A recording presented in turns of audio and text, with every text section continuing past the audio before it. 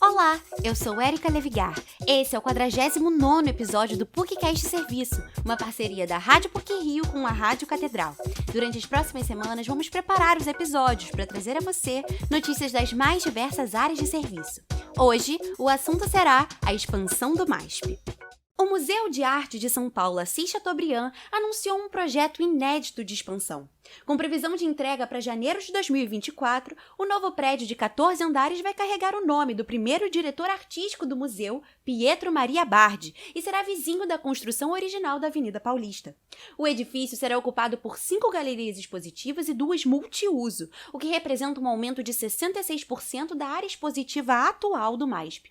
Além disso, a construção contará com restaurante, bilheteria, loja, reserva técnica, salas de aula e laboratório de restauro. O projeto de expansão do Museu Paulista é de 2005, quando o edifício do Mon Adams, localizado no cruzamento da Avenida Paulista com a Alameda Casa Branca, foi comprado com patrocínio da Vivo pelo Museu de Arte de São Paulo.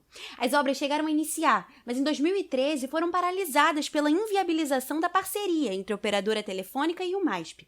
8 anos depois, o projeto foi retomado e, a partir de uma preocupação sustentável, pretende conceber uma das mais modernas infraestruturas museológicas da América Latina. Além do novo edifício, será construída uma passagem subterrânea que vai interligar o prédio Pietro ao original, batizado de Lina Bobardi.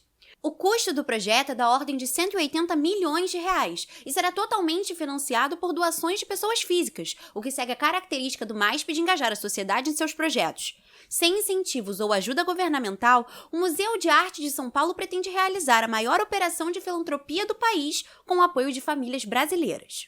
O historiador e professor do Departamento de História da PUC-Rio, Sérgio Martins, afirma que o MASP é uma instituição privada sem fins lucrativos, inaugurada nos anos 40. Segundo ele, a criação do Museu de Arte de São Paulo foi feita através da aliança entre grupos artísticos e a classe industrial, que desejavam associar ao Brasil a ideia de modernidade no século XX. O historiador explica que o MASP, junto aos Museus de Arte Moderna de São Paulo e do Rio de Janeiro, revolucionou a concepção da arte na sociedade brasileira. O MASP é um museu particularmente importante, se você pensar, sobretudo do ponto de vista de uma consolidação de uma certa história da arte no século XX no Brasil. Ele faz parte de uma safra com uma concepção moderna de museu, muito típica daquele de meados do século XX, que foram fundados nos anos 40. Além do MASP, eu posso citar o MAN de São Paulo e o MAN do Rio.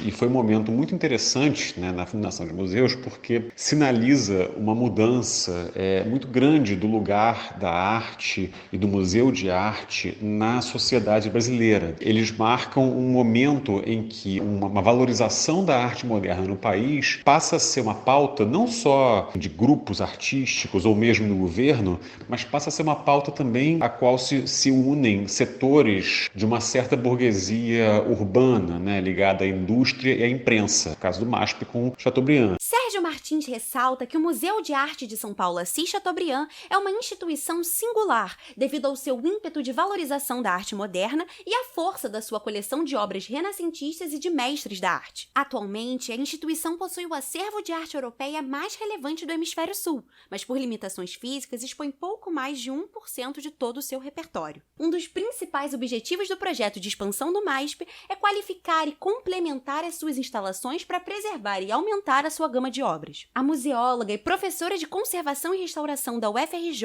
Ana Paula de Correia, coloca que o Museu de Arte de São Paulo é uma das maiores instituições culturais da América Latina. Segundo Ana Paula, o museu não se destaca só no âmbito cultural, mas como um centro de manifestações sociais e políticas. A professora afirma que o engajamento social para a manutenção e expansão do museu é importante, por ressaltar a relação entre a população e os seus objetos de memória. Eu vejo os museus, como os meus professores da museologia já falavam, os museus são portas, os museus são janelas. Os museus provocam, os museus nos afetam. São instituições políticas por natureza. Os museus não são neutros, não são isentos de interesses diversos, seja esse interesse político, econômico ou mesmo social, mas também pode ser um espaço de fórum, da relação entre a sociedade e os seus bens culturais, os objetos de memória, dessas coleções. Essa questão da participação da sociedade eu acho importantíssima na questão da relação, a preservação, as doações, essa questão da ressonância